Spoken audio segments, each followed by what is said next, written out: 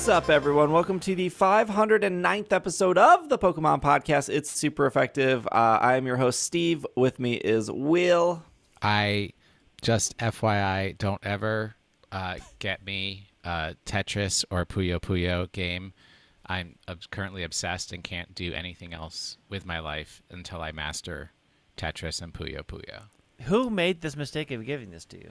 The person who was sitting next to you last night. My heterosexual life partner. Why? I mean, the question is, why would such a person do this? Because, okay, so Puyo Puyo Tetris 2 is you can do 4-player competitive. Ah. And we have occasionally done that with me always coming in last. So now I have my own copy so that I can practice. But if you know nothing of the Puyo Puyo, it is about strategy and complex strategy, and it's real hard. And I'm obsessed because one of the levels I've only gotten up to 2 stars. And I'm like, but there's 3 stars. I have to be able to get 3 stars if but there's 3 there stars. must be 3 stars. Yes. Puyo Puyo Tetris was the last game I've imported. Yes, I remember that night. If longtime podcast listeners will think back to 2015 when I tried to fall asleep on your couch and you left Puyo Puyo Tetris 1 running on your PlayStation and it screamed at me in Japanese every 15 minutes. Yeah, that was accurate. Mm-hmm. Why were you at my house? Because I Why had a were you job leaving that interview. on? Oh, why was it on? Because we were going to play, and then Will fell asleep. No. It was like 3 o'clock in the morning. We had stayed up literally all night for some dumb reason watching videos of I think we were watching. We weren't even Property watching. Brothers? No, we weren't even watching the quote unquote good Twitch Plays Pokemon. We were playing the subsequent one where they did Pokemon Stadium, and it was like random Pokemon in Pokemon yeah. Stadium. And And then up until 3 o'clock in the morning And watching then you either that. you bet whether the blue team won or the red team won, and then be like, red team has like a Paris, a Dratini, Mewtwo, and then blue team had like Blastoise, Dratini, Charmander, and you'd be like, oh, I think So either way, there were some. Dagnabbit, my audio broke again. There were some Milwaukee locals that Steve escorted out the door and left Puyo Puyo on. I don't recall this. Greg is here. I don't have Puyo Puyo Tetris. I have Merge Mansion. Spring event. That is what's taking up my time. Yeah. Merge Mansion is a game I only started playing because of their ads, mainly because of their ads as described by the Game Theorist YouTube channel. And they have Kathy Bates in them. So I was like, well, what is this game that can afford Kathy Bates? And then I started playing, and it's dumb. Not anything as advertised, right? Yeah, well, no, it is. It is exactly as advertised. But it's a dumb game, and it just is there to eat up the 10 minutes of my time where I'm like, I don't want to do any thinking. I just want to slide things together. Why don't you play Cafe Mix? That's I not have sliding. standards, Steve. Cafe Is it a Mix vertical swirling. game or a horizontal game? It is a vertical game. Interesting. If only Cafe Mix was vertical. Look, turning a phone isn't hard. It is designed to do that. It has mechanisms made in there to flip It sounds easily like the on your vertical own games wrist. are more fun to play. No. What? That is not the... You get the most bizarre lessons out of things people tell you. Like, I don't know how the rabbits in your brain interpret things for you, but it is always wrong. I'm just saying, if Cafe Mix was vertical, I'd be playing it every single day. No, you wouldn't. No, you It's wouldn't. a swirling game. It's You not. want Yeah. to swirl. I don't mind swirling. Number 2 gripe of the day. Thank you for reminding me. I was listening to one of our episodes from maybe 3 to 4 weeks ago, and somehow I missed when you totally trashed probably my favorite Pokemon game of all time. Ranger? Pokemon Ranger. Because, Greg, you missed it as well because you're like, nobody wants to take their stylus and destroy their DS second screen by writing circles on it. And that was such a mistake. I'm like, how dare you? How did I not catch you? Were you on the episode? Yes. Look, I have to explain to people 90% of the time I'm not listening to a thing Steve says. Clearly. That's why the show works out so well. Yes. All right, we've got some Pokemon news today. Do we?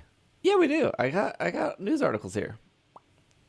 First bit of news is off Destructoid. Pokemon Unite hits 70 million downloads worldwide. This is actually posted like a day ago, so relatively fresh news here. The Pokemon Company reports that over 7 million people were, 7 million people, maybe 7 million devices. I don't know. I don't know how they're classifying maybe like fresh accounts with emails. 70 million people worldwide have grabbed the game, while the figure wasn't broken down and, of course, does not denote active players. The number comes from a new Japanese YouTube ad. The subtext that says 70 million Pokemon Unite downloads mark include both mobile and Switch editions. And then Destructoid goes on to say, Unite hasn't changed much in the past few months. Yeah. Yeah, no, that's true. For the most part, we get a new character every so often. Yeah. There's a polarizing limited time event, a whole bunch of login bonuses for some site of currency. They note cowboy paraphernalia. Easter Cowboy eggs paraphernalia.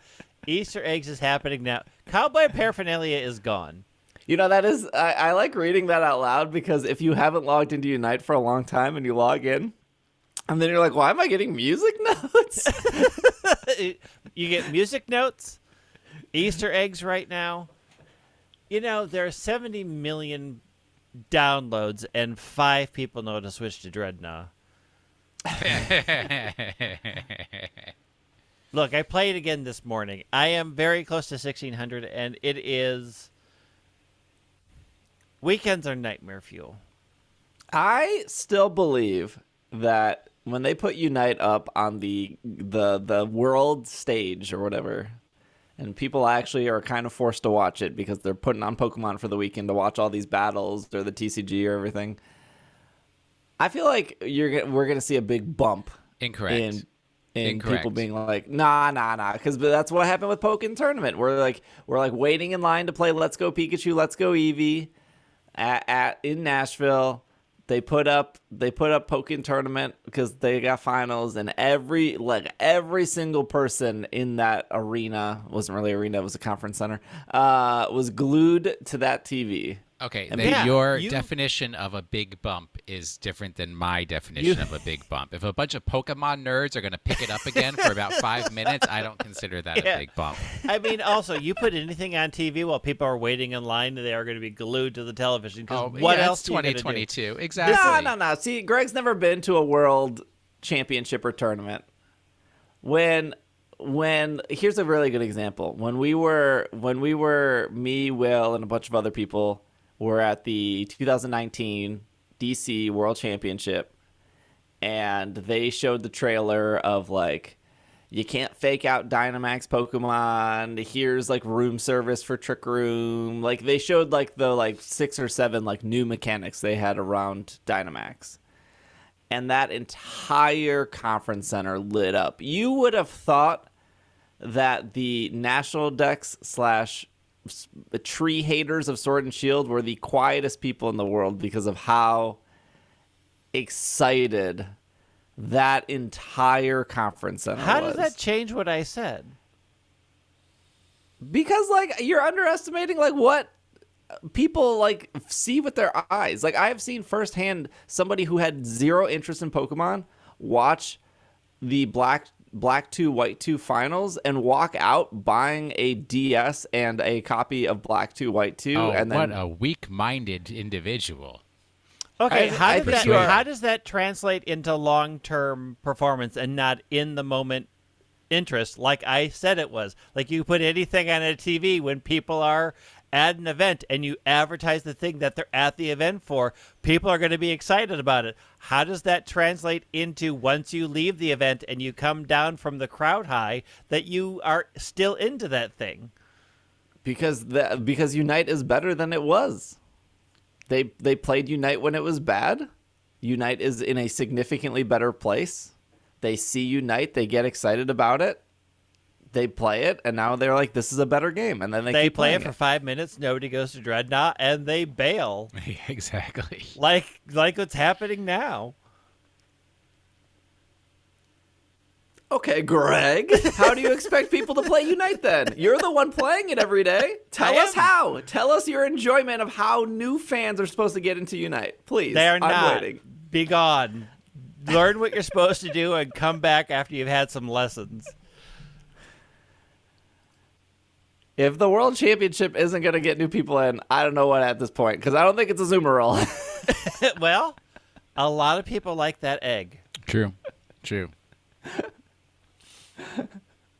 Where are we? I don't know. Notes? We don't ever get to see your notes, so how we can't even keep you on track.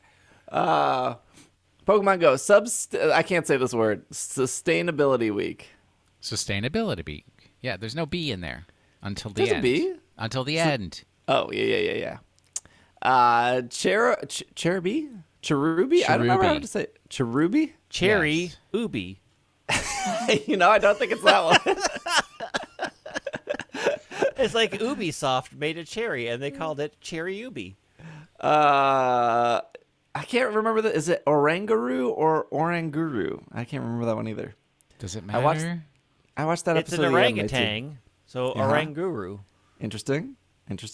Okay, so we're just going to say Oranguru for now, or I'll probably switch it halfway and forget. They make their Pokemon Go debut, the Sage Pokemon. For a limited time in Pokemon Go, you will be able to encounter a shiny Cherubi. If you're lucky. Complete timed research during Community Day, and we'll plant trees. On Saturday, April 12th. Excuse me? Always out here surprising us. Just plant the trees. Saturday, April 23rd from 10 to 8. During this period, there will be timed research available. Each phase will require you to adventure, not walk. No, adventure. Look at them moving away. Look at the words they're using. Each phase will require you to adventure 1 kilometer, and while doing so, you will earn an encounter with Cherubi.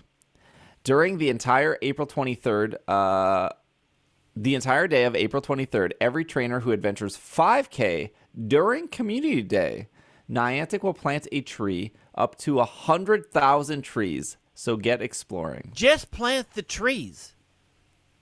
Just do the right thing. Oh, that's not inspiring. Just plant the trees. Well, look, Greg, they will. Just walk. I mean, Just number Just one. move your legs. Exactly. Number one, this is very similar to the whole. We have a matching gift from our blah blah blah. So if anytime you make a donation, it's actually doubled. Okay, number one. One, it never is. No. The opposite. See, I know a little bit about fundraising here. Number one, they've set the goal so low that they know no matter what happens, if the goal is going to get hit, they're going to plant all those trees. Number two, and this is the real secret of the matching gifts, is even if the goal is not hit, those people contribute the money because they want to get the tax write-off. So they're going to plant the trees anyways. It's like a Kickstarter. They're like, here are stretch goals for Kickstarter, but in reality, they got those things all ready to go. I mean, I didn't. I mean, they hit a stretch goal that I was like, dang. Well, I guess I have to do that now. Gotta think of a new goal. There's a collection challenge. Nature-inspired collection challenge is coming. Complete it to contribute to your elite collector medal and earn a mossy lure module.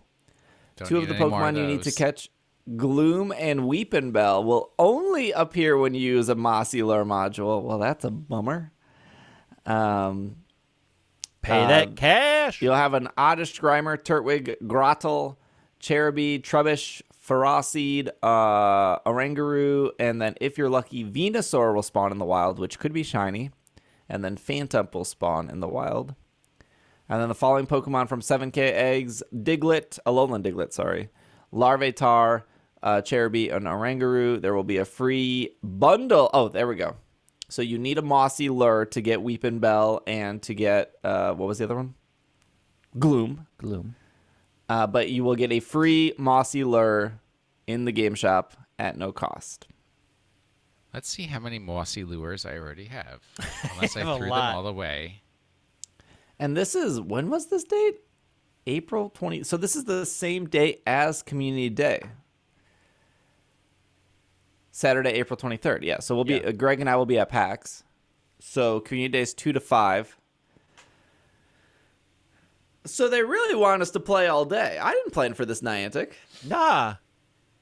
I mean, well, they gave you a week's notice. Will I play all day? Yeah, probably.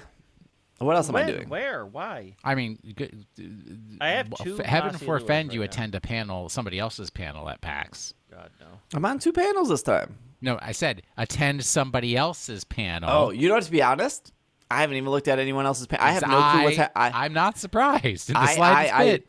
I literally have no clue what is actually happening at PAX. I don't know who's going to PAX. I don't think Nintendo or Sony or Microsoft is there. I don't think Capcom is there. I know Twitch is not there. I know Discord will be there because I have a meeting with Discord.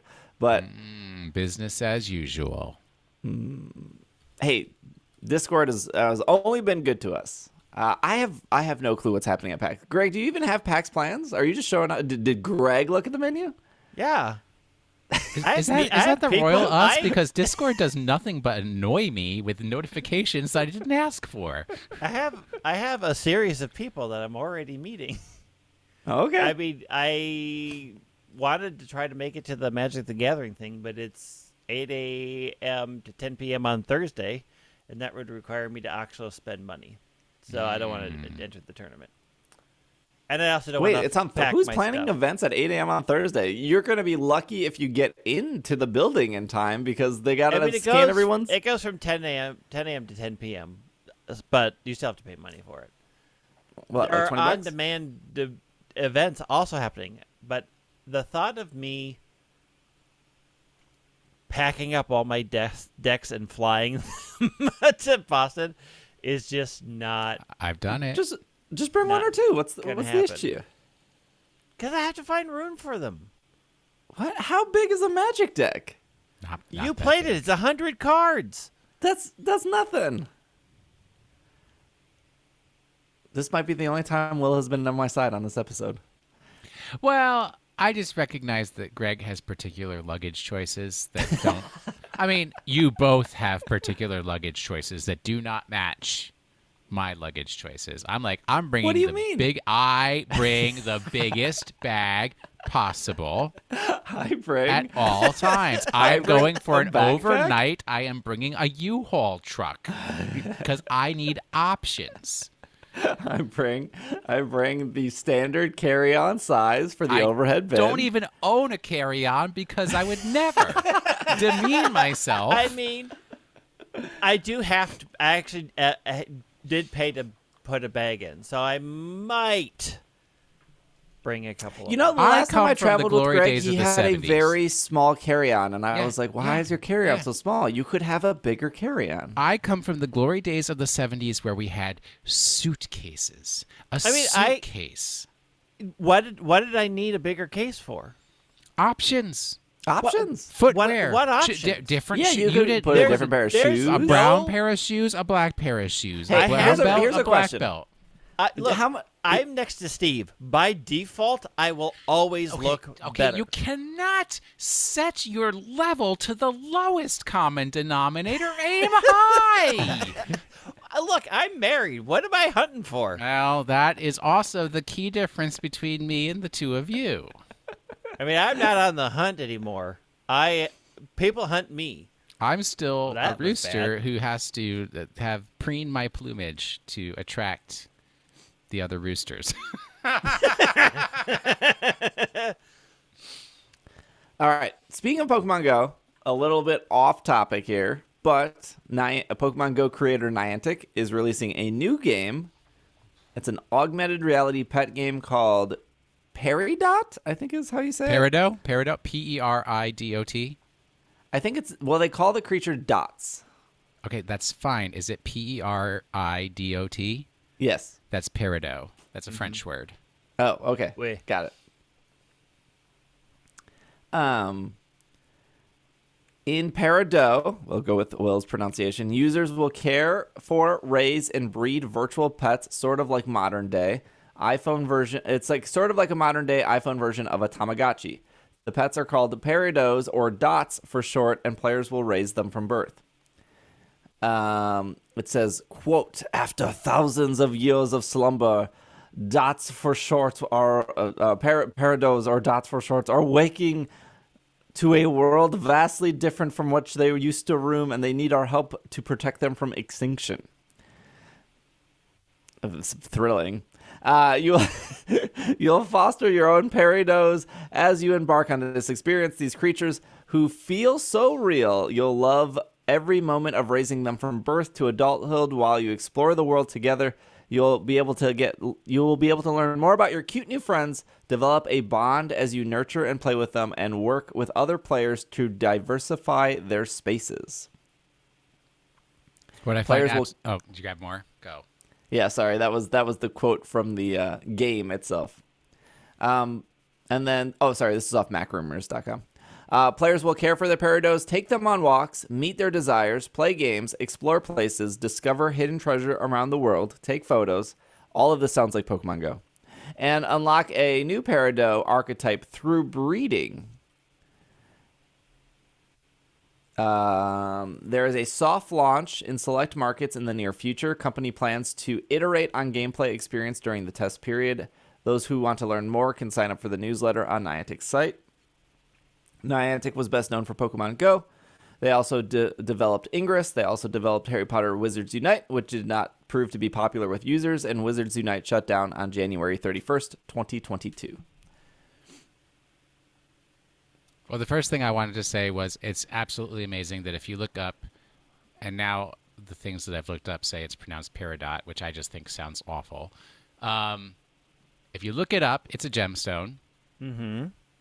But the page that comes up on Google has images of the gemstone and the character from Steven Universe. Yeah, because the Steven Universe character is the one that matters. My second comment is, how come they can have breeding in this game, but we can't get breeding in Pokemon Go? What? I don't know. Pokemon Company probably doesn't want it.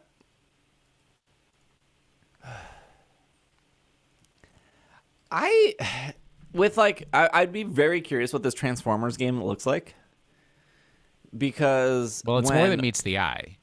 Mm-hmm. When Harry Potter came out, there was like a lot of things in Harry Potter where I was like, oh man, what if they added this to Pogo? Like when Harry Potter came out, it was like, oh, Niantic can do this? When's this coming to Pogo? And then it never did. And then obviously Harry Potter shut down. And then in like Pikmin Bloom, there's like, why doesn't Pogo do this? Like, again, Niantic has proven that they can do this, and Pogo doesn't do this. So, to be fair, I haven't played Ingress in like 8 years, so I have no clue what Ingress is doing right now. And I don't know when this Transformers game is going to come out, but Transformers is owned by somebody who... Mattel. Mattel. Hasbro. Is Mattel still? I think they are in Hasbro now. Yeah, Hasbro. Hasbro bought owns everybody. Yeah. So I'm curious of what Hasbro's restrictions they have for Niantic are. Obviously, the Pokemon Company has a bunch of restrictions for Niantic. I'm sure there was some restrictions from Warner Brothers for Harry Potter. But if this is their like... Oh, and obviously Nintendo probably has restrictions on Pikmin. If this is their own... Like, this is exciting to me because, like, this is their own game. They have no boss. Like, they haven't had their own game since Ingress. So if they're taking everything they've learned from Pokemon Go, and obviously these are all different teams, right? The people working on Pokemon Go aren't the same people working on Pikmin, but I'm assuming they're all on the same... Well, maybe everyone's remote, but they're at least all in the same Slack channel, I would assume. But, like, a lot of the things they listed of, like, walking, exploring, working together, taking pictures, playing with your dots. Like, these are all things that are already in Pogo, so is it going to be as money grabby? Is it going to be as tedious? Is, like, what the spell thing in Harry Potter was not as fun as the catching thing in Pogo. But there is really nothing for Pikmin. That's kind of like the downfall of, like, when you're walking in Pikmin, you are just literally walking. I haven't. That's the reason why I don't open that game very often, because nothing's happening. Oh, I play it every matter. day. I got to get my mushrooms every day. Greg, you have any thoughts on this game? It has to be really good for me to want to adopt it, because it sounds like the creature is very time-consuming and very needy. Much like a real pet. I'm not into that. I'm not into it being super needy at me. I need it to be like, I'm glad you stopped by for 10 minutes. I'll see you in 24 hours. Anything more than that, and I'm out. I don't have room for that kind of neediness in my life. Also, it has to be very cute. The other thing is it has to be super, super, super cute, and if it is not super cute, I am out. What about you, Will? I don't have real pets. Why would I want virtual ones? You had real pets. Had. Correct. Ted's. I don't know. I'll probably get sucked in the same way I got sucked into Pikmin Bloom, and now I'm the only one who plays it every day. I play Pikmin Bloom every day. Well, I'm 42. I mean, I don't. I'm looking at the artwork, and I'm already saying right now they're not cute enough. Ah, that's important right there. It kind of looks like they're supposed to be dogs. Like, one of them is like digging a hole, and it looks like they're kind of like a dog park. Yeah, but he already has dogs. I have. No, I'm just dogs. saying like that. I think that feels like what they're going for me. It I looks mean, like one of them's They playing look Frisbee. like knockoff Eevees, and not good design knockoff Eevees. They have weird feathers in places that don't belong. They have strange Easter eggy weird bodies. They're like half balloon, half Eevee. No, I'm out. You need to make this thing cuter, or allow me to design it in like a Spore type making moment. Oh boy, Spore was a disaster. Spore was a disaster because of capitalism. Basically, yes. It was one of the greatest games of all time. Do you guys like the buddy feature in Pogo? Do you interact with that? Oh no. Which feature? The buddy feature. I mean, I buddy. I do my 3 easy things every day, and then I'm out. I only do the buddy when I'm required. I feel like from my small sample size, a lot of people don't use the buddy feature, and I say that from like when I would stream Pogo on Twitch, and people would watch me play. The number one thing that people would type in chat was like, "How did you get your buddy to bounce back the Pokeball to catch the Pokemon?" And it's like that feature has been in the game since buddies have been in, which is what, like 3 years now. And you just have to get your buddy to the second heart. Like, it's like the first thing you unlock, which I think is what is that, like 45 hearts or something like that. It's like 2 or 3 days of like the max hearts, whatever that is added together. And that unlocks the second feature. But it was just nonstop. Like, anytime I streamed Pogo a lot last summer and then a little bit the summer before, but it was like, how'd you get your buddy to do that? How'd you get the bounce back? Wait, why did your buddy show up and hit the Pokeball? It's like, this is like the basic thing you unlock with the buddy feature. Right? It's like, it just screams to me that you've never used the buddy feature at all. You've never given, or you have, but you did it once and then never did it again. I mean, even I've unlocked that level, and I really do not appreciate my buddies. All right. I'm already not into this game after reading this whole breeding section. Did you see the screenshots? Like, one of them looks cool. Okay, but listen to this. The creature will be ready to breed once it reaches adulthood. The goal is to diversify the species, and the game is designed to motivate players to try to breed in order to produce new archetypes. There are a plethora of options, including unicorn, peacock, cheetah, ram, rabbit, clownfish, and a plethora of others.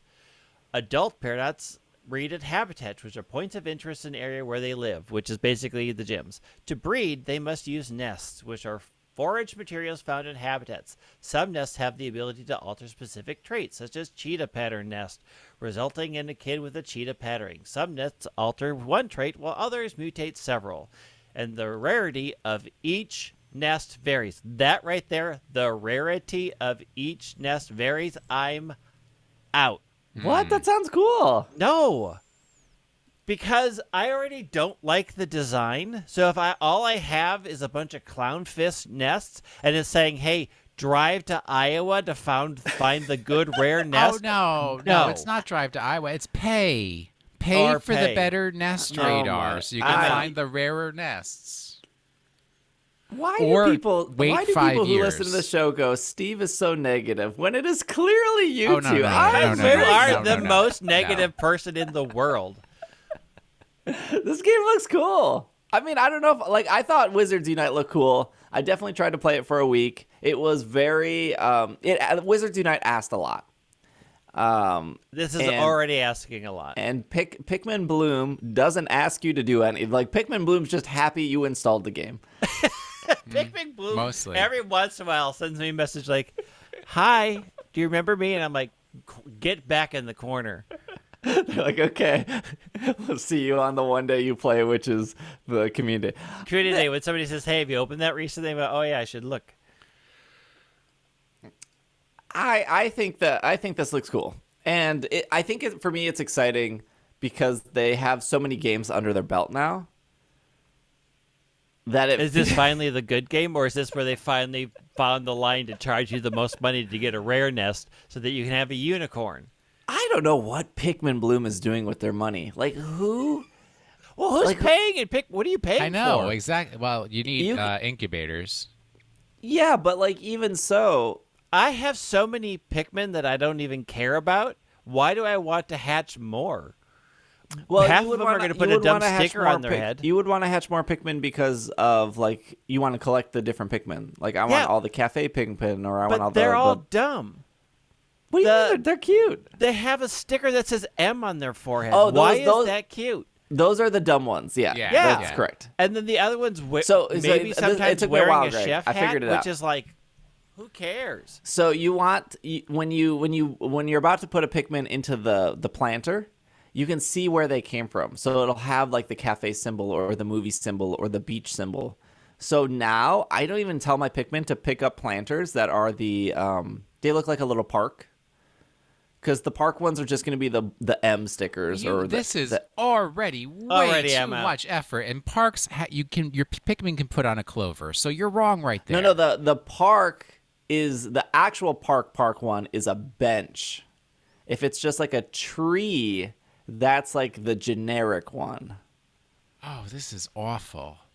So I have almost finished my hamburger collection. Oh my god! I walked into this conversation not caring, and I am worse for it. Here, Greg, I'll give you the Will Anderson efficient Pikmin strategy for obtaining Send them to Hawaii. The thing that, number one, that is not efficient because I still have ones from January that haven't made it back here yet.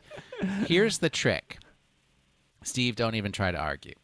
Number one, when you check for your expeditions every day, only pick up the big white ones. Don't pick up regular size. You don't need any more of those garbage ones. I don't pick regular size. Well, I do pick up the pink ones because I like pink. Well, that's foolish because those things are a waste of time. No, you just tap on them before you get them and they show you what they're from. Number two is once a Pikmin gets a sticker on it, send that Pikmin away. He's fulfilled his duty. You've got that slot that you've gotten that type of Pikmin. Throw it out. You don't need it anymore. No more Pikmin management issues. I guess I could see why you would spend coins on flowers, because when you're planting the flowers, you're getting more fruit, which is getting you nectar, which is getting you flowers.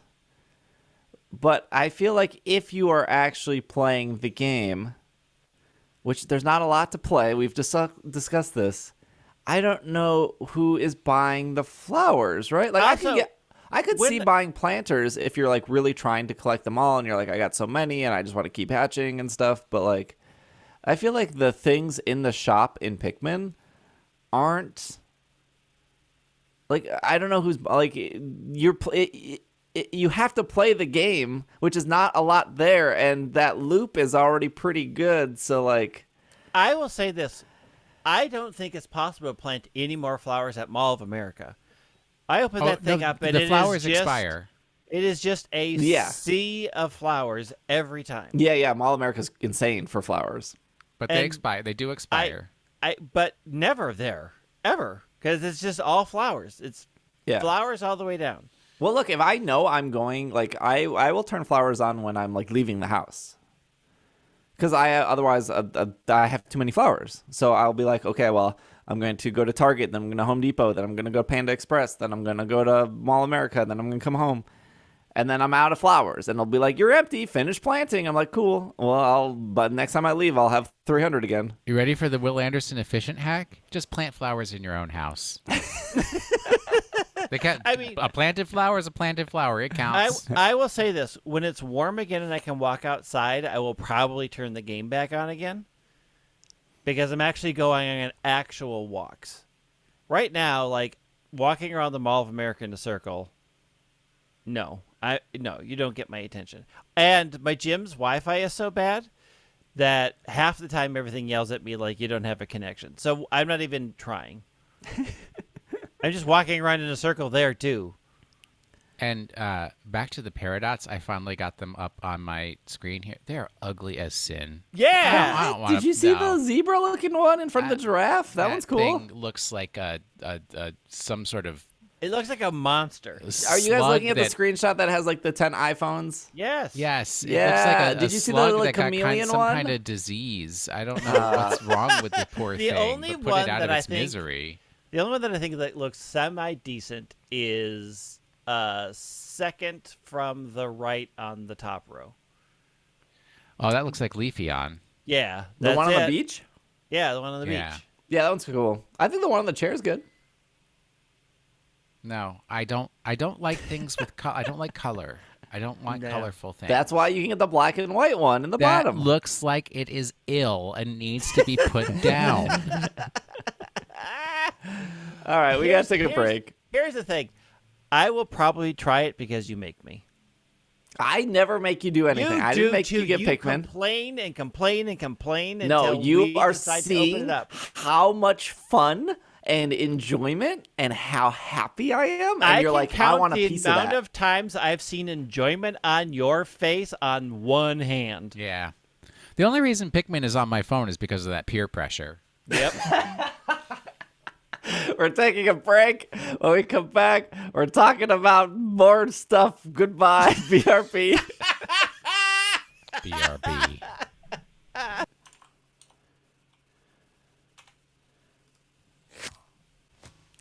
And we are back from our break. Wait, we're all recording, right? Yeah, but we didn't stop. I don't know. We got a little bit of news, but I wanted to circle back to the Peridot stuff, the Peridot stuff, because the thing that they highlighted in the like, what is this game about? Is breeding, and that is I would argue, a pretty big feature in Pokemon games. True. Yeah. And we have hatching eggs. Yep. And we have evolving, and we have trading, and we have playing with the buddy, and we have max happiness, and we got evolving at night, evolving during the day. We got a lot of stuff from the games. We don't got breeding. Mm-hmm. Oh, we don't have Z crystals either. I would suspect Z crystals are coming. So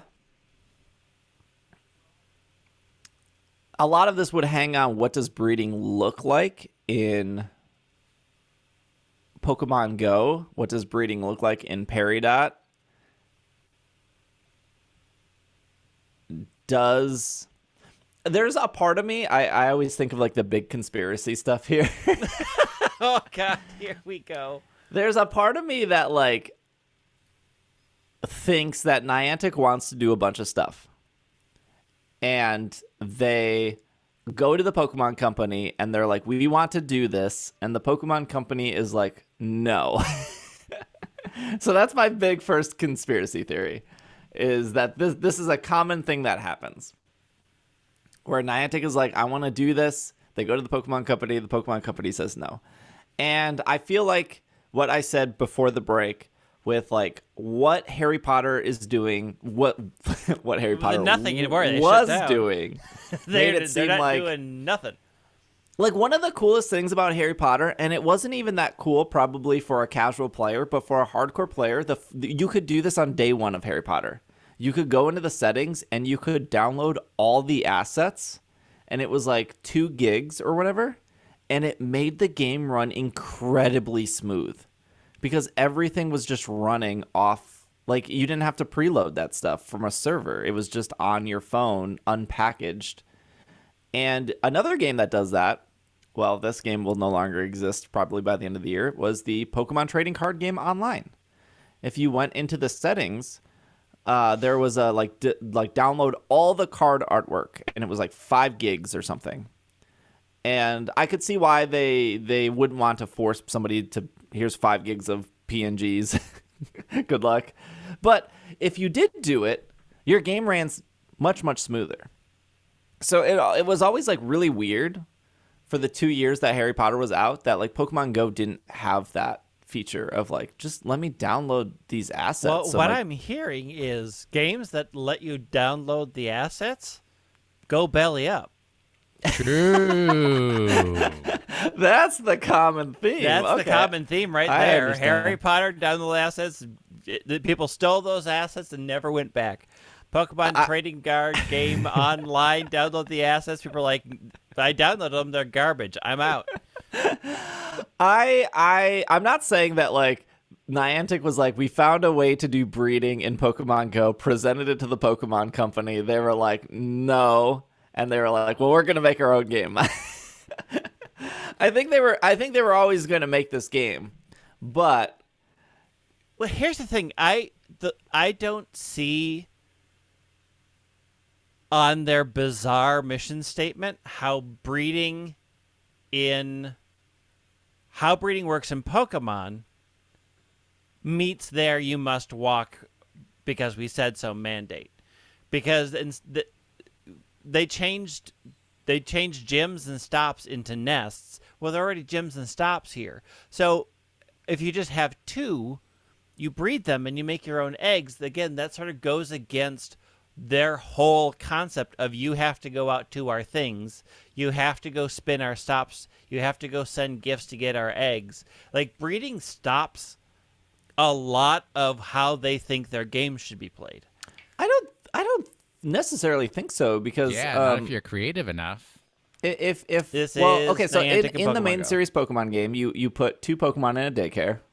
Whoa, slow down. This is a lot. And then you have to like ride your bike in a circle to like get those to get an egg. And it was funny because I was unfortunately not really arguing. I was like trying to educate somebody because I did this like tweet about shiny Pokemon, and then somebody was like, well, they've never made it as easy as Crystal, which is 1 in 64, which is like Well, like I always remind, because like, one, that's misinformation. Like, yes, it's 1 in 64 only if you have a shiny Ditto. right. Otherwise, Like, there's a lot of caveats to that shiny odds. also, so for most people, it's not. You know, it's 1 in 128, which is like the game gives you a shiny Gyarados to set you up to do that, but it's 1 in 128, which there are better shiny odds. Chain Fishing is better than 1 in 128. Dynamax Adventure is better than 1 in 128. But even if you were like, Crystal is the easiest to breed because the odds are so low, high, 1 in 64, whatever. Like, that game He is bad. flips a coin to decide whether it gives you an egg or not. So this is actually how it works. When you're in Goldenrod City and you put 2 Pokemon in the daycare and you're like, I want an egg, in new Pokemon games, they just give you an egg after a certain amount of steps, right? Like, you walk 200 steps, here's your Roselia egg, right? You walk 500 steps, here's your Snorlax egg. In Crystal, you have to walk exactly 256 steps for any egg, and then after the 256 steps, the game flips a coin. If heads, the daycare man will give you an egg. If tails, no egg, walk another 256 steps. And so you can go 20 or 30 minutes. It's not exactly 50%. It could be like 40 or 60, depending on like if they're the same Pokemon, you know, if one came from a different game. You could go 20 minutes without getting a single egg. And guess what? Once you get that egg and crystal, it takes like 10 minutes to hatch because like there's no flame body, there's no like Loto experience, there's like nothing. It just takes the O powers so much. So I would assume that like there would be in Pokemon Go, you would pick 2 Pokemon and then you would have to walk to then get them to generate an egg. That would be, and then you would have to walk the egg. That would be my process of what they would do. That makes no money. Here's the secret. Correct. That makes no money. You have to defeat a gym and put your Pokemon in that gym. And then if there's a compatible Pokemon in that gym, either your own or somebody else's, then when that Pokemon comes back to you, it may be carrying an egg. Here's my hot take. It's not really a hot take. It's just a suggestion. Why? This game has been out for 6 years.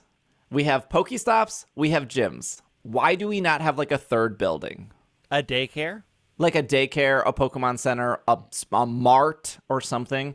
Why? If Niantic wants us to leave the house and you can access gyms from remote raids and, you know, Pokestops aren't really that great unless you need tasks, but you can kind of get one task a day. Why is there not another place to visit? Again, this was a Harry Potter thing. Harry Potter had like 4 different buildings, did it not? It had like greenhouses. It had towers. It had, I think, schools. It had 10. I don't know. One of them was greenhouses. I know that for sure. Look, in 6 years, we've learned that they do the least effort as possible. So designing another stop and then converting somebody's gym into a daycare is going to cause problems. Now, I could see them doing a daycare system, but I can't see them not charging you money to leave 2 eggs in there that you have to then come back and collect an egg from. And well, you're still going to have to pay for the incubator to hatch your egg. Yeah. Right? That's not going anywhere. But at what point? I guess that point is now. If you've been playing this game since day one, you have most, if not all, of the Pokemon. Granted, you might not have, you know, Comfey. You might not have Tropius because it was a regional exclusive. But like before we started recording, I opened up the game. It was 2 Tangela, 2 Paris, a Baneri, and I don't even remember the last one was, like a Noricorio or something, right? Like nothing great. I need to see if I have a fire type. Hold on. And if I put 2 Mudkips in a daycare in Pogo because I want a specific Mudkip for Go Battle League, I can't. Like, right now, I'm never going to see a Mudkip, right? Like, Community Day is over. I am never going to see a Mudkip in the wild. I could maybe trade for Mudkips. But if I was like, hey, Niantic, I really want to participate in Go Battle League.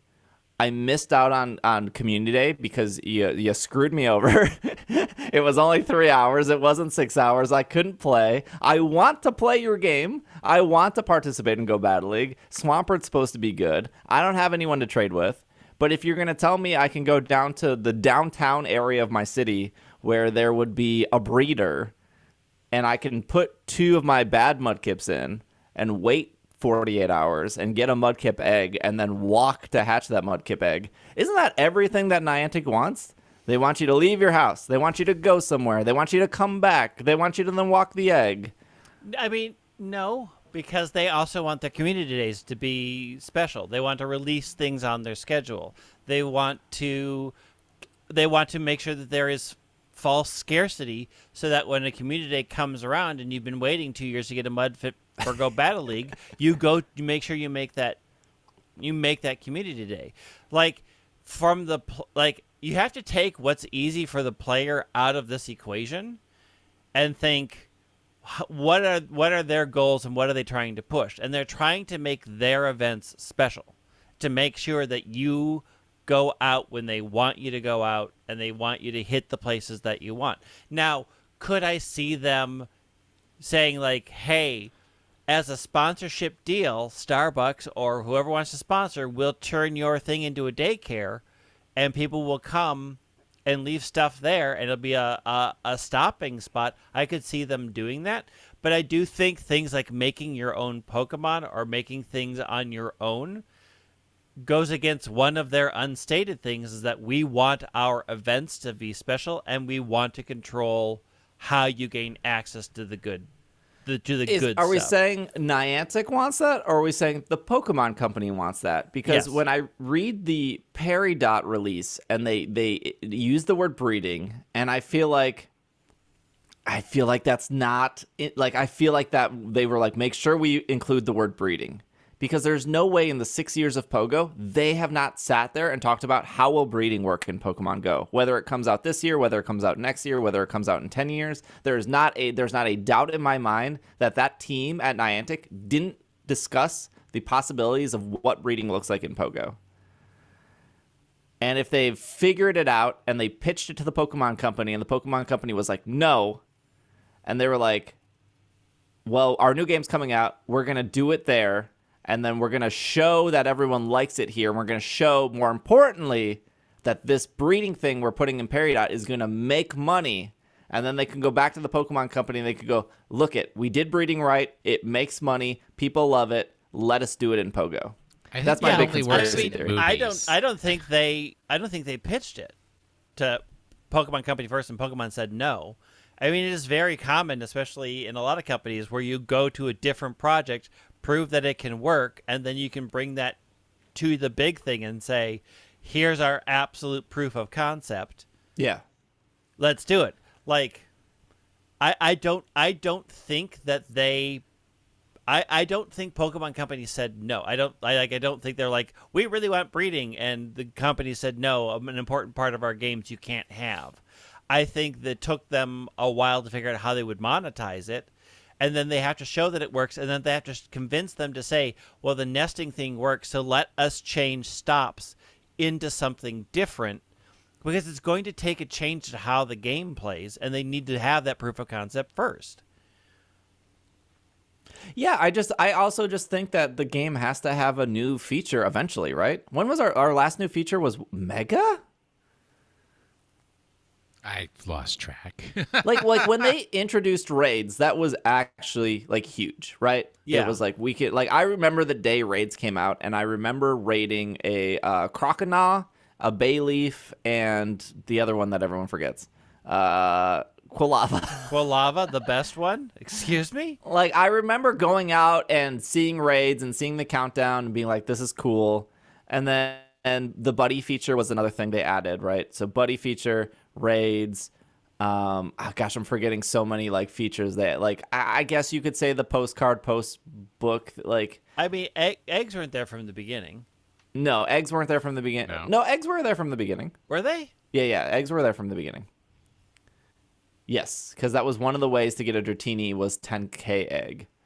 And then Magikarps were littered in 2K, and then I think the starters were in 5K, and Eevee was definitely in 5K because it was nonstop Eevees in 5K. I don't remember eggs being in that first. The lucky Pokemon, I don't think was like a huge. I'm like talking huge features like raids, Mega Pokemon. I would assume that the Go Battle League or battling in general, like battling should have been there from the start. Trading should have been there from the start. There, like when Pogo launched, obviously it was a complete disaster. There was no trading. There was no battling. That definitely turned away a lot of people. And I remember talking to people that were like, oh my gosh, I love the first summer of Pogo. I would have kept playing if there was battling. Love the first summer of Pogo. I would have kept playing if there was trading. Like, I don't know whether you hate it or love it. Trading, battling, these kind of breeding, in my opinion, these are features that like are core features that casual people care about. The hardcore people will care about like the deep analytics of Go Battle League or IVs or Shinies or Shundos or Schluckies, whatever silly names they've come up with. But I think for like a casual person, can I trade every once in a while? Can I battle every once in a while? Can I raid every once in a while? Can I breed every once in a while? I think the lack of a huge feature with how old this game is, I feel like breeding is one of those features that they eventually have to roll out. Not sooner rather than later, but like there's no way they haven't had that conversation. There's no way they're like, when are we going to do this? How's it going to look? Maybe we'll try it in this game first and then bring it to Pogo. Yeah, I mean, I also think that they were big on introducing baby forms as part of their special releases. Yeah, and now we're out of babies at this point. It sounds besides like eggs weren't Toxel. added until October 25th, 2016. So they came out after the game started. If I'm reading this correctly, yeah. Man, that first year of Pogo really That flew was a by. wild year. I mean, the game didn't really work for the first 3 months, so it makes sense. The way they like to make Pokemon exclusive, I just don't think we're going to see breeding in this game until they get past holding back babies and holding back other types as exclusive reasons to get people to come back to the game. You can still hold that stuff back, right? Like Munchlax, you need incense or something, right? Like at this point, who cares if you're hatching Pichus or Igglybuffs? Like they're everywhere. You could maybe make the argument for like, oh well, Relicanth is so rare. What if somebody went to New Zealand and then came back and then started breeding Relicanths? And it's like, what is the difference between somebody getting a Relicanth every 2 days? Let's just say breeding takes 48 hours. What's the difference of one person getting a Relicanth every 2 days and then somebody going to the 2019 World Championships, catching 50 Relicanth, and then coming back to Milwaukee and being like, who wants a Relicanth? No one does. To be honest, I didn't have any friends to trade with. But if I did, I would have only traded like 2 of them. Like plus all the incubators they would have had to pay for to hatch those Relicanth eggs to actually get the Relicanths. Yeah, that's money. I think there's big money in breeding. I mean, there already is with the random slot that you have, right? Like you don't know which piece of garbage you're gonna get in your 2K egg, but chances are the one that you want isn't going to show up. I mean, they're making money off that way. You already can't breed legendaries, right? Yeah. You know what? Oh my gosh. I just like there is. I mean, I could go at length about how false scarcity drives these games because literally there's no reason to stop them other than they want that feeling of false scarcity and rarity to be a thing. Like, it's programmed code. They could change it at a moment and have shown time and time they can. It's called Community Day. They could introduce breeding with Manaphy. Oh, they could. And then Fiona. Breeding aside, I still think there should be another place to visit. Like, I actually, like, the more I thought about this week and, like, the Peridot stuff, I was like, why is it just gyms and stops when Harry Potter was doing a bunch of stuff? Yeah, but what was each of the stuff doing? And that game I don't remember. Because nobody cared. I should download Ingress and just see what's happening in Ingress. But I thought Ingress was actually really simple too. And then in Pikmin, it's just big flowers, and then flowers. You walk. If you plant, I think it's in Pikmin. If you plant 200 flowers by a big flower, that flower will then bloom. And then you can get the. I don't think there's anything else in Pikmin besides that, right? It's just the big flowers. For locations, the mushrooms. Yeah. There's mushrooms. Oh, there's the mushrooms which randomly generate in and out. Yeah. So Pikmin has 2 as well.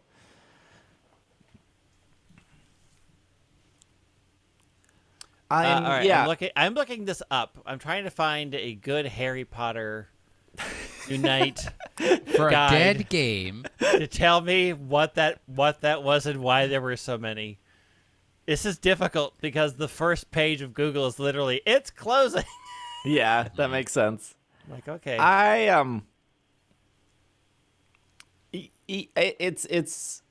It's clear. It's not clear. It's obvious that Pokemon Go isn't ending anytime soon. They want this to be a 10, 15, 20-year game. So Inns gave you spell energy. Okay, give me the locations, Greg. Location us. Okay, Inns got spell energy. Got it. Greenhouses provide potion ingredients for brewing. Fortresses, you can battle creatures. Yep, I remember this. That's it. Oh, there's 3. There was 3, according to this.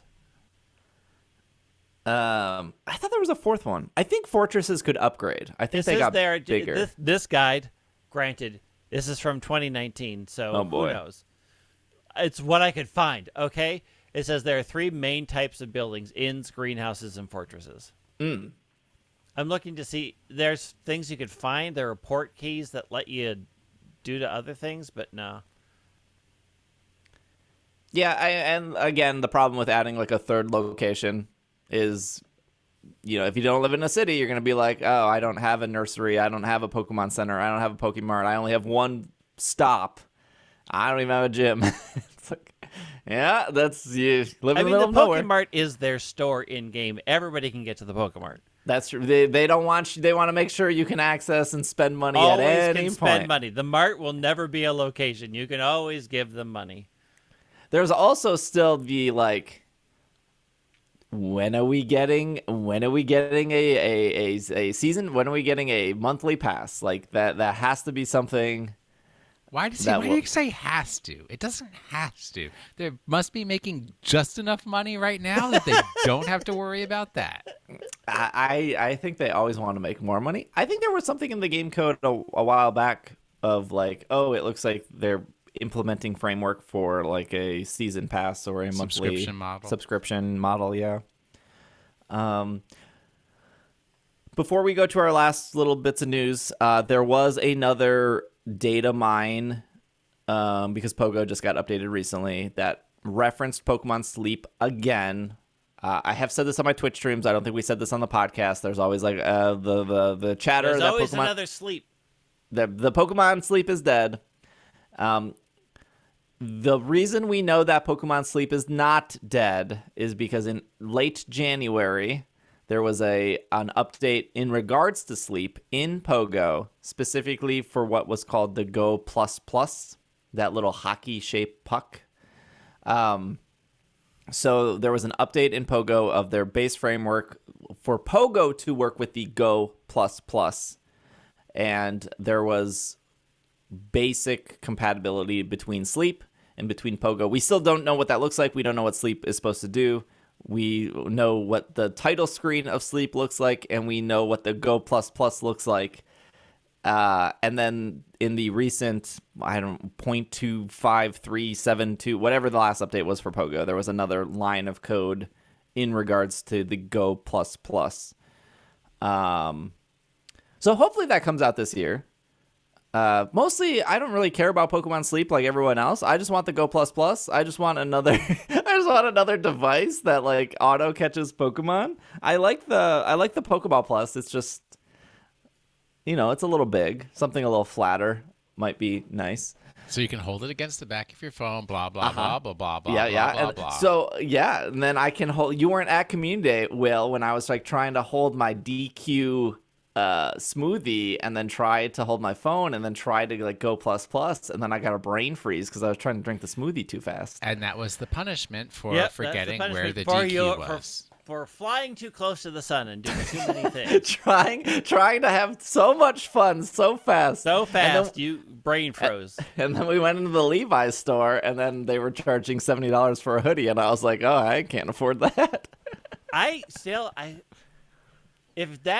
If that yellow jeans jackety thing wasn't so expensive, I probably would have bought it. It was like $100. It was like $100, and you got to get the Japanese denim jean jacket like I have. But is it yellow? Greg, when we go to Primark in Boston, don't. No, Primark's great. Don't get garbage clothes. Stop wasting your money. Primark is like the IKEA of clothing. it's I have to put together my own jeans following terrible instructions. This is awful. It's the Irish H&M. It's just like cheap clothes that are designed to be thrown away. It's like, okay, so you know how IKEA is like all particle board? The Old Navy. Primark is like clothes that disintegrate as soon as you walk out of it. Like, Primark is great, though. You get a pair of dress shoes. What is great about it? It's cheap. Well, okay. There are things that you get for sure get at Primark, like sweatpants. You don't need like $40 sweatpants. Give me the $9 sweatpants. Spoiler, I don't need sweatpants at all. There's nothing about sweatpants that my brain says, yes, I want to wear that.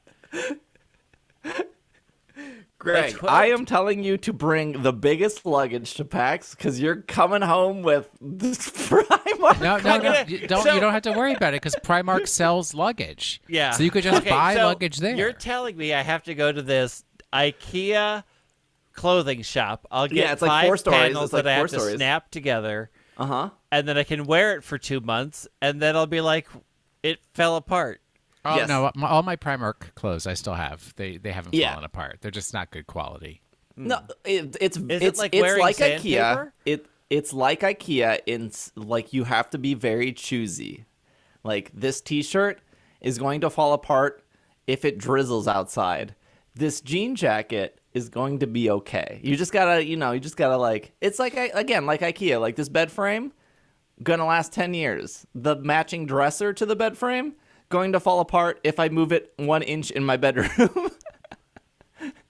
I mean, I'm looking at their website, and there is nothing I've seen that I'm like, yeah, I'm gonna buy that in a different state that's gonna charge me tax on clothing.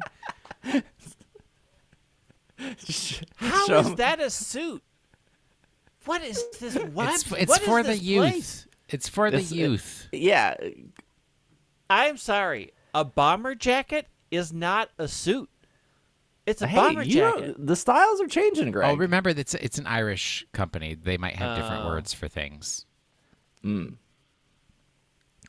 Speaking of fabric, Leafeon is the latest Pokemon to Grassy Glide into the Build-A-Bear collection. This is off Nintendo Life. It's been a while since another Pokemon enjoyed the Build-A-Bear lineup of pocket monsters. Didn't Build-A-Bear release like an adult line? The hugely popular Build Your Own Toy company has revealed the next. Talk about that right now. Oh my god! Wasn't it like a bear holding like a wine glass or something? Yeah, it's PG-13. And I had a friend of mine that was mad that it wasn't R-rated. I'm like, it's still Build-A-Bear. It's like a Build-A-Bear with like that a little. Like it was wine o'clock, which is what made it adult. Like, come on, it's still like holding a Natty Light. Leafeon is the 6th EV evolution to get its own toy. The last one was Umbreon, which launched way back in August. 6 months. What are they missing now at this point? Like all the other online bundles, Leafeon will come with its own cape and sleeper. Even the stoniest of hearts can look at Leafeon in their clothes with a smile on their face. Hey, they wrote this for you, Will. They don't know Will, though. They can try. It is not going to work. $65 for the North American one. 52L things if you're in the UK store. Was that pounds? Yes. Because remember, pounds is money and stones is weight. Yes. If the pattern is correct, the next EV evolution is going to be Glaceon. Oh, so the two left would be Glaceon and Sylveon. Got it. And I'm sure Sylveon will actually sell out. No one really cares about Leafeon and Glaceon. I'm sorry. This is true. I'm not saying they're bad Pokemon, but like if we're talking about the popular EVs, Glaceon. It is by far the top 3 are Umbreon, Espeon, and Sylveon. Without a doubt, those are the top 3 most popular ones. I mean, they did do skateboards off of them, so. True. And the Umbreon, Espeon, and Sylveon skateboard sold out first. That's like... Didn't they do a Jolteon watch one? They did all of them. They released all of them at once. That's right. Final bit of news here is Dark Phantasm is the next Japanese TCG set, which introduces Hisuian Zoroark, Hisuian Gudra, and Radiant Gardevoir. This is off Dot Esports. The Dark Phantasm will release on May 13th in Japan. There will be 71 normal cards, not including secret rares. Gosh, I love small sets. This will feed into the last set that was released, which is Lost Origin. Oh, this will go into Lost Origin, which is our next set for America, which comes out August 26th. What's that? Where are we getting next? Dark Explorers 2? Whatever set we're getting next has Darkrai on the top, on the cover. Darkrai. Of the handful of cards that were revealed along with the first set of packaging for Dark Phantasm, we see Hisuian Zoroark V and V-Star. We have confirmed Radiant Pokemon are returning this set. Radiant Pokemon were introduced in Astral Radiance as basic Pokemon with strong moves and abilities, which players can have one copy in their deck. Radiant Gardevoir is currently the only new shiny Pokemon variant, but the trend continues. Hisuian Gudra will also be featured with a V and V-Star, where we will be likely seeing the other Hisuian Pokemon. Set to reveal, Hisuian Zorua and Zoroark have the secondary line of basic cards, alongside Hisuian Zoroark V and V-Star. We will also see Ghastly, Haunter, and Gengar appear in the set. A few trainer cards were showed off, which included Arizu, Iscan, Lake Cutie. How do you say that? Acuity. Oh, Acuity. We should see more Dark Phantasma cards in the later week of the set launch. What is the newest set is, you can pre-order it off Pokemon Center right now. I can't remember what it's called. I have a bone to pick with the TCG community. What now? Oh, boy. Yeah, they're nothing but problems over there. I put out a simple call. I would happily play the Pokemon card game if somebody in the TCG community would just create me a deck that had Rosalia in it. That's not how it works. That's not how it works. And you know what? They're all like, we can't. Yes. Or play this bizarre fan-made set. No, I can build you a Rosalia. I gotta look at the card list, but I can build you one. You cannot respond build a Rosalia deck that would work. No, there's no such thing. It doesn't have to work. Look, you've seen me play Commander. I play bad decks. I played bad deck. No. I mean, Catterday was like a real deck. It was like a budget deck, but like Catterday's cool. There's a big difference between Pokemon TCG and Magic. Let me hear it. Magic, number one, has a huge card pool. Enormous card pool. So you're going to find cards that have some amount of synergy around throughout the history of blah, blah, blah. Pokemon, number one, doesn't have the huge card pool that Magic does, first off. But second off, they are very, very specific in when they design cards. They're not designed to be versatile. They're designed to support a very specific mechanic of this is what your deck is going to accomplish. They know when they design those cards, maybe like to 97%, like 3% they make a mistake and publish a card that shouldn't have been published. They know which cards should be put together in that 60-card deck to be the optimal build for that deck. And it's never Rosalia. Never.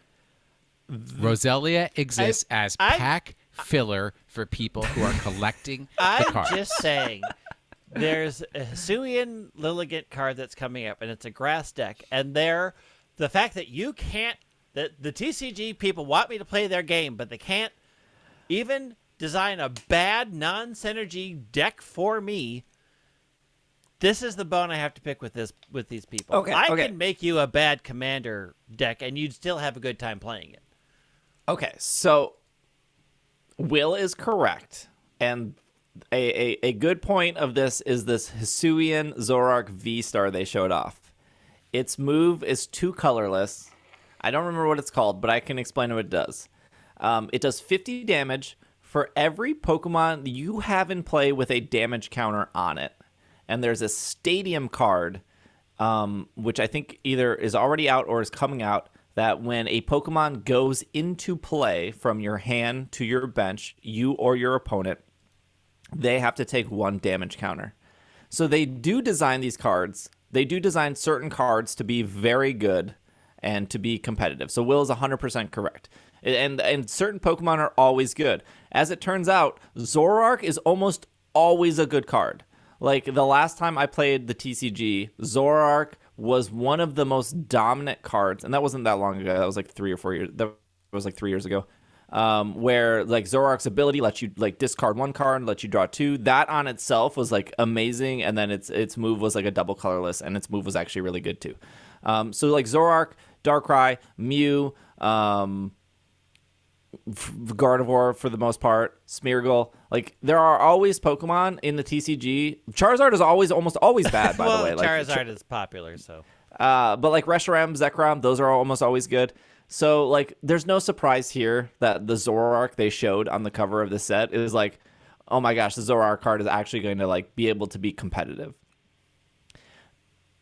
You can get Pokemon like Roselia or like your favorites to work in a deck. It will probably be clunky, and you will probably need a strong Pokemon to support that deck. So it could be like Zoroark, for example. But if you were to play like a Zoroark Roselia deck, would it be the best deck in the world? No. Would you be able to like make it less clunky with like draw support and stuff? Yes. Would you win in a tournament? No. Would you have fun with local and friends?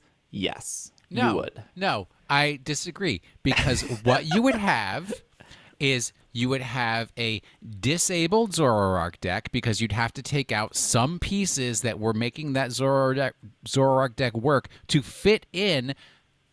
What was the thing that let you skip second stages? Stage Rare 2. Candy. Is Rare Candy still available? No, right? Rare Candy's out. Yeah, I think it is. I don't think they rotated Rare Candy, though. Well, okay, but still, I need 4 Budew, 4 Roselia, or, I just, like... You're taking up so much space that's going to take away from Zoroark working, so Zoroark's not going to work, and Roselia's not going to do anything. No. You don't need Budew. You don't need Pichu to play Pikachu. Usually baby Pokemon are like their own weird thing that they skip. All right, fine. You would need Roselia and Roserade. And I think you would be fine. No, you don't want no Roserade. You don't want no Roserade. I don't know what Roserade is doing in the TCG. Here's the thing. I put the call out, and the community was like, nah, dog. And the other problem, which I didn't think of, I understand, like, I have been doing TCGs in depth for a long time, and it's foolish of me. But yeah, the other people don't pick up. When you go into a trading card store, a card store, and 90% of card stores out there will have this same thing. They will have a glass display counter, and what will you find in that glass display counter? You will find no Charizards. You will find as many old Magic cards that they have that they want to sell for $1,000, $2,000 if they can, whatever. You will find old Yu-Gi-Oh cards on the occasion. You will never, ever find Pokemon singles except for the most rare we only do Pokemon card shop in the world. So if there was a Roselia card 8 years ago, and you're like, Greg's like, oh yeah, I'll play that 8-year-old. Nobody has it. Nobody's going to sell it to you. Because if it's Roselia, it's not Charizard, it's not Pikachu. Nobody held on to it. They threw it away. Not Zoroark. Right? It's you're not going to find it in a card shop. Good luck finding it on eBay. These cards, like, nobody cares about old Pokemon cards. Pokemon is all about, I don't know so much about Expanded, but it is all about whatever, like, the standard, what is good now. Once it's not good anymore, people do not hold on to those cards, and the cards lose all value. So they're like, there's no sense even keeping this around anymore. There are exceptions, like full art trainer cards will always like hold their value pretty okay. But even like, compared to actual, Magic like, cards, not yeah, even. but like actual Pokemon, like a Hollow Roselia from like 5 years ago, probably 50 cents on TCG Player. If you can find it. If somebody hasn't just thrown it in the trash. I would assume there would probably be a way to make Roselia work. Not according to everybody in the world. Well, prove me wrong, Internet. Find some Roselia deck that doesn't make you just cry and walk away from the table. They're releasing Gardenia's Roserade. Do you know what's like? I remember first getting into the Pokemon trading card game. It was me and my friend Aaron. He was actually the one that was like, we should buy Pokemon cards, and I was like, nah, like I'm poor, I can't afford that hobby, like it's too expensive, I don't want to go back into collecting. But he was like, it's $10, let's just get like some like starter decks. And we went to the Target, we got the starter decks. It was Heart Gold, Soul Silver. It was like Undaunted or whatever. Like it was the end of Heart Gold, Soul Silver, and Black and White stuff was right around the corner. And we played these starter decks together, and it was like fun, but it was also like the memories of like, man, starter decks are so bad. Like it's so like bad. 35 energies. And now actually starter decks have gotten really, really good. With like the Sun and Moon era and newer, they've really like fixed starter decks. There are still like some starter decks that are like, oh, don't ever buy the starter deck. But there have been starter decks that are like, this is actually a great place to start with this starter deck. And I remember finding a group, like the Pokemon like miracle actually happened. Like I went to a local Saturday play Pokemon League or whatever, and they were having a tournament, and I just like sat. Like I didn't know they were having a tournament. I just went. And then somebody who listened to the show, their name was Kid. They came up after the tournament. They're like, oh my gosh, I love the show. And then we played, and he was like very good. And we like talked about stuff. And then I met some of his friends. And then all of a sudden I had like 8 people to play TCG with. And none of us at the time were like experts or played competitively. Like we read, or we would go to like Six Prizes. I think Six Prizes closed down, but it was like a Pokemon TCG website. And we would just like build decks of our Pokemon. Like I was like, I really liked Politoed at the time. I was like, I want a Politoed deck. And there just happened to be a Politoed card with an okay ability. And that like period of my life was probably like the most fun I had with Pokemon TCG, because it was just like 4 to 8 people sitting like once a week, like building these weird decks and playing with each other, and like trying to understand the rules and like get better on the rules and be like, hey, you can't do that, like learning it more. And that was always my problem with like getting into something like Netrunner, where like Irene and I would play Netrunner, and it was like, I'm not 100% sure if we're allowed to do this. Like I'm looking in the rule book, I can't really tell, does this ruin or break the game? And we could never really find a Netrunner meetup or anything like that. But then when like I turned the leaf into like going to these Pokemon tournaments and like trying to build these meta decks and like playing meta and like trying to build rogue decks to counter meta, like it was still fun. But like there was like that like small point where like you had like 6 people in a small apartment all just playing these like really random decks of like their favorite Pokemon and stuff. Like you can still have a bunch of fun there, but like, yeah, I don't know if you build a Roselia deck and then you go against like whatever the meta is, which I think right now is like Mew and whatever. Like obviously the person playing Mew has like the distinct advantage, but like it's still possible for the Roselia deck to win. In going to a tournament and playing these, I'm saying I just want to play a deck that I would enjoy with my friends. But your mistake is, number one, you want to play a deck because it's going to be so bad that you're not going to want to play it. Man, Kid ruined my life. No, I have realized this, because man, he is the one who got me into trading card games. And if anybody could see the background that these guys can see that you can't see on YouTube, my life is destroyed by trading card games now. Yeah. You know what's the best thing when you first go to a Pokemon League? It's the 12-year-old who says, "What, you're playing with a starter deck? Ha ha ha! You're a fool." And then you stomp them into the ground. No, because the starter decks can't win against a meta deck, and you're just done. Question of the week. What is the question of the week? Let's have the question of the week. This is a TikTok thing. And I don't know which one it is. Yeah, I'm not going to tell you either. Suffer, Pope. It's not my consciousness is in the sixth dimension. This is from our Attic channel in Slack. Brandon, I really do like this question. Where are the most interesting places you played Pogo?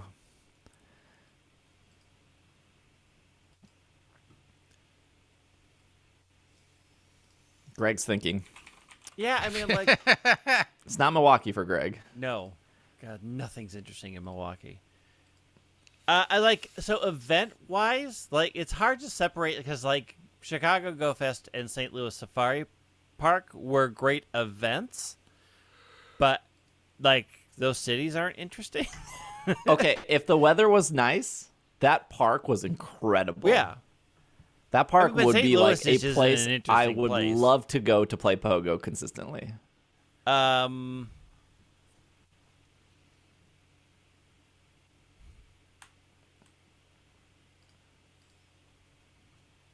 in DC was pretty cool.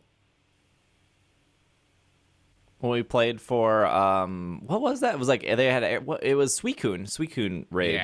Yeah. For me, it's probably Japan. I mean, playing in I think playing in Osaka was more exciting than Tokyo, because Tokyo is very, very big and very spread out, and like there are pockets of Tokyo like Shibuya, which like things were happening. But I think in Osaka, that is where like every single raid was like constantly filling up. There was like no event. I think Dialga was maybe in raids. It was like the first time Dialga was in raids. Couldn't be shiny. But like Osaka was more, I don't want to say like jam packed, but it just felt like because everything was so close together, like once like we had to take the train into like the downtown area, which was only like a 10-minute ride. And then once we were there, it was just like you reached and could see so many gyms and stops, and like everything was always filled. And if you were in like a store or something, you could still reach the gyms. And that was like a really, really cool experience. And it was like, I remember there was a McDonald's down sandwich in between a bunch of like, because everything in Japan is like on top of each other. So there was like a McDonald's sandwich in between a bunch of stuff. And it was just a Dialga raid. And Irene and I ended up in separate raids, and both ones filled, like both got to 20 instantly. And you could just like look around, because it was also near that huge bridge that went over the water. I don't know, like if you know Osaka, you know exactly where I'm talking about. Like there's this bridge, and then there's like this neon like red person on the sign, and then there's the McDonald's. If you saw it, if you've been there, you know exactly where I'm talking about. But it was crazy just to see all of these people join this McDonald's raid and look around, and you could just see everyone tapping their screen. And again, there was like no event. There was like no special bonuses. It was just a normal like Thursday afternoon for Pogo. And then once the raid was over, you just saw everyone like disperse and just like leave. And it was like very cool. And I think Greg is correct. Like it's hard to separate events versus just like a normal day of Pogo. And that to me, that normal day of Pogo just felt very surreal of like being in Japan doing that. Local, like, I think Seattle is very interesting to play it because Seattle's just an interestingly laid out city. I did not like playing in Dallas. When were you in Dallas? Is way too spread out.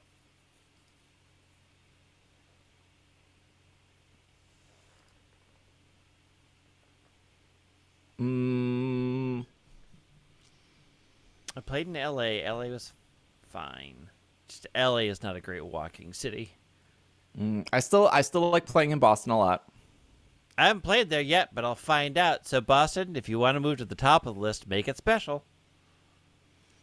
In like Austin, Texas, went down there for PAX. It was okay. Nothing like super special. Everything like I think. No, not Austin. San Antonio. San Antonio. Yeah, San Antonio. My bad. I have been to Austin and I have played in Austin, but the same thing with Greg. It's like Everything is spread out. You got to drive. What? I mean, like, Austin you could is drive... like the most walkable city anywhere. Okay, so my friends lived in Austin, but they lived at the outskirts of Austin. Well, that's so their fault. Well, that's their problem. we for had not to get buying into a car. Pogo-friendly house. They didn't buy a Pogo. We had to get in a car, drive to the downtown area. It's like, I don't think downtown Austin was as great as like downtown Boston or downtown Seattle. I would say those were better places. Yeah, I think downtown Seattle is a really good place, and there's a lot there. It's really easy to walk to all this because like down by the convention centers, which is where mostly I've played Pogo. It's really easy to get to a lot of places. So I'll stick with Seattle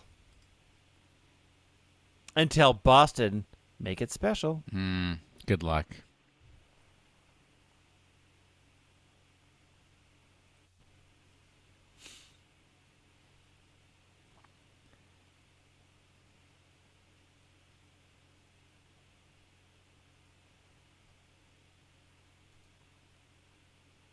We're going to get another awkward comment on the YouTube because this silence is long. No, I'll cut it. Maybe I won't. You never cut anything from the YouTube. I have cut things from the YouTube. Like sometimes, like, it depends. This is from Tim.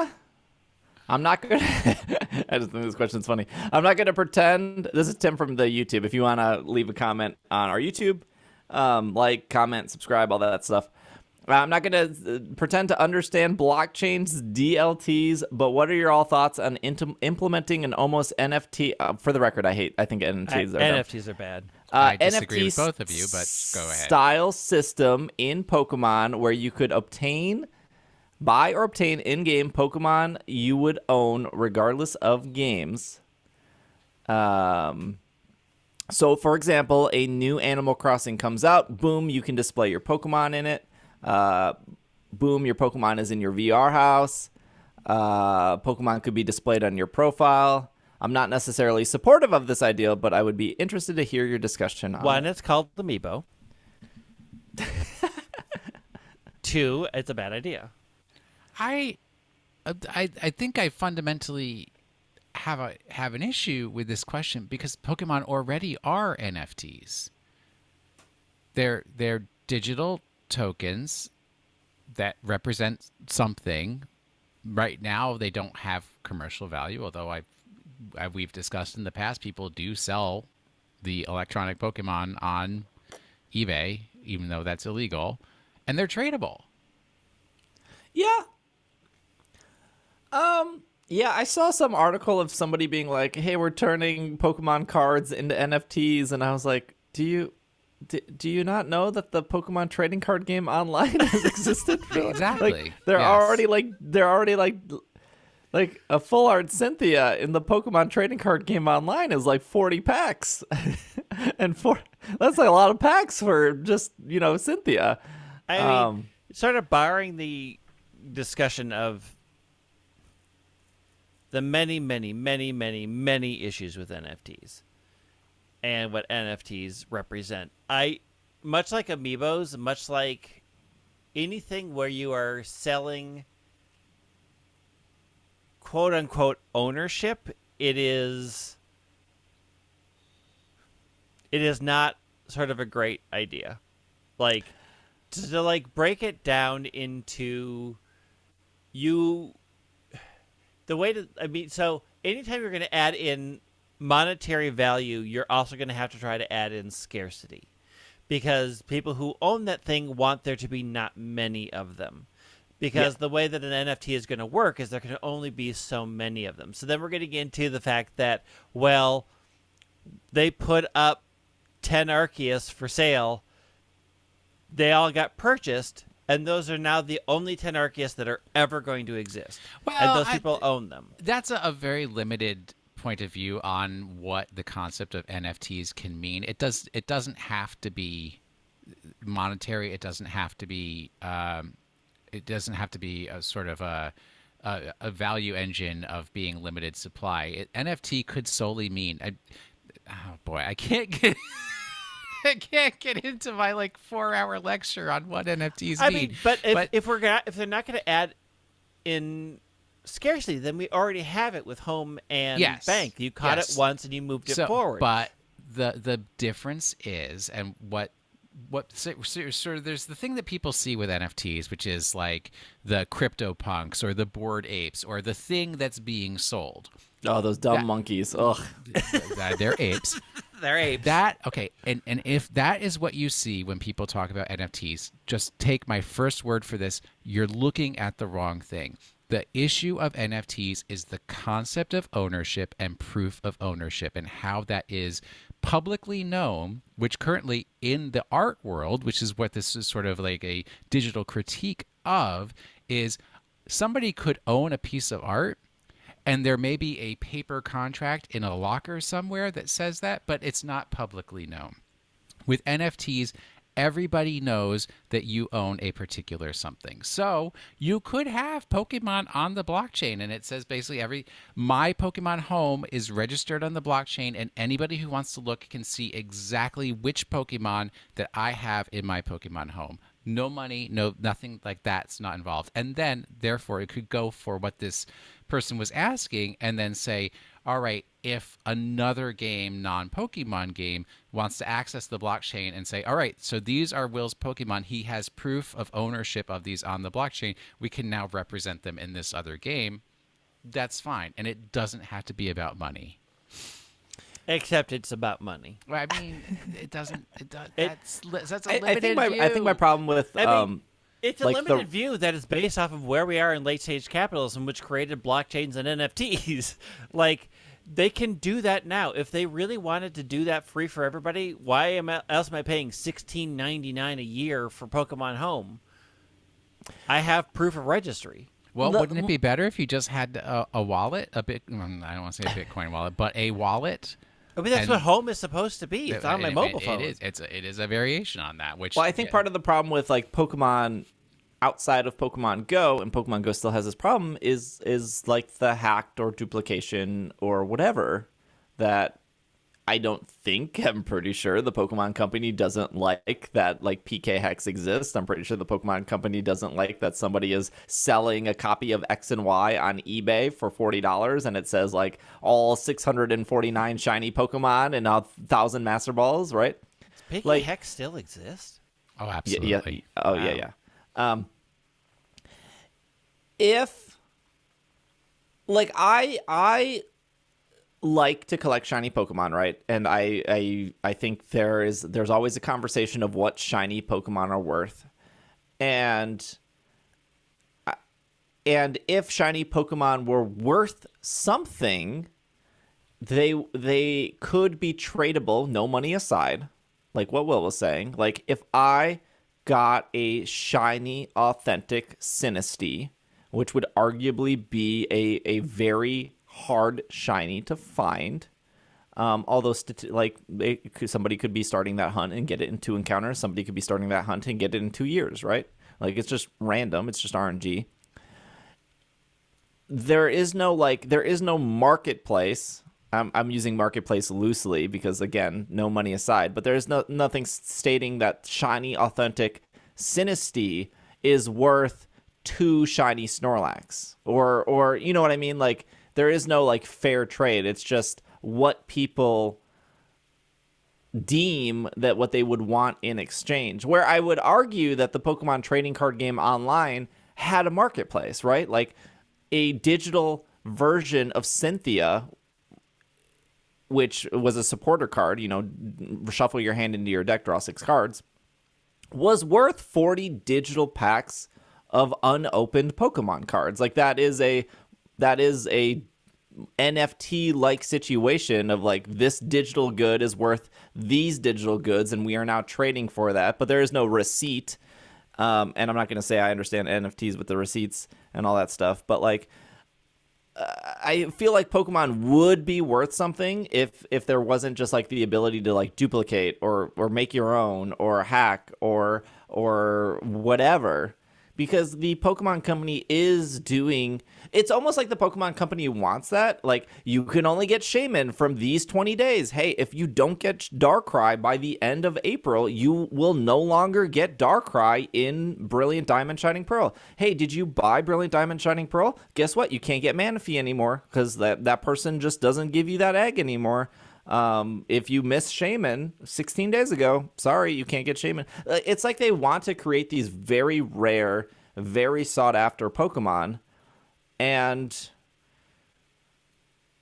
those Pokemon should have some sort of like value, whether that's like a memory, or whether that's like a collection purpose, or whether that's like, I got an extra Shaman, you missed out on that Shaman, I missed out on this event that you have extras of, let's trade because that's fair, or that's like equal of quote unquote value. But we just don't have that. I guess the closest we have that to is Pogo, where like if I find a shiny Rockruff in Pogo, that's at this point, as of this recording, shiny Rockruff is very sought after in the community. Like, people would probably trade a shiny Snorlax, which is also pretty sought after in the community. Somebody could be like, I want to trade my shiny Snorlax for your shiny Rockruff because Rockruff's my favorite Pokemon. I've spent $50 on raid passes. I haven't gotten Rockruff yet. But even so, Pokemon Go is kind of spoofing, kind of gets rid of that, right? But like, at least there's like, I don't know, maybe there is PK Hex for Pokemon Go. I don't know. But like, I mean, probably. There's probably some manipulation there. But I think like, Pokemon is like far away from that kind of like weird value for value kind of thing. Not money, but like what is this worth compared to what this is worth, in the sense of like closer to the Pokemon trading card game. I don't know. It's all weird. Just like, have fun. But like, I don't think Pokemon as a whole is against that, because the Pokemon trading card game exists. Like, the physical version of the Pokemon trading card game exists, where like if you were a kid back in the 90s and you had a Charizard and somebody wanted your Charizard, they would have to trade you a lot of other Pokemon to trade for that Charizard. Like, it wasn't like Charizard for Blastoise was a fair deal. It was like, nah. If you want my Charizard, I want a Blastoise, I want an Alakazam, I want a Mewtwo, and I want a Gloom. I want like those 4 cards for this Charizard. Like, it's like, they're not. I don't think Pokemon as a whole is ever against like the trading aspect. Now listen to me. Right now, I have an offer for both of you. Okay. Whoever is the highest bidder, I have an ancient Mew. Rare. Zero value. Ancient Mew that you two can fight over right now. Can I offer a gold Polyworld Burger King? No, I already have one of those. Okay. Unfortunately, that's the best I could do. Pokemon of the week. All right, last week's Pokemon. Let me get that up on the screen here. I forgot to write something down. It was only one sentence, so it's super easy, and you'll get it quick. So last week's Pokemon. This is a Pokemon whose name could be taken to mean shade, that is to say, out of the sun.